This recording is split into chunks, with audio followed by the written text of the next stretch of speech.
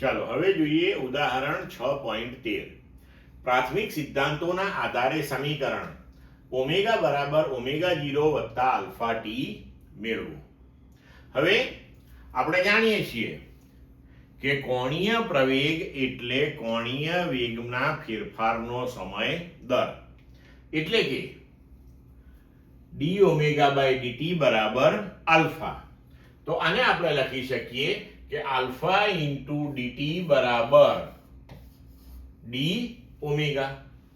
હવે આ જે સૂત્ર છે તેનું બંને બાજુએ આપણે સંકલન લઈએ તો સંકલન ડી ઓમેગા બરાબર સંકલન આલ્ફા ડીટી. હવે સંકલન ડી ઓમેગા એટલે ઓમેગા થશે, આલ્ફા અચળ છે એટલે સંકલન ડીટી એ ટી થશે.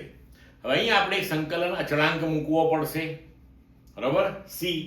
તો ઓમેગા બરાબર આલ્ફા ટી વત્તા સી, જ્યાં સી એ સંકલનનો અચળાંક છે, બરાબર.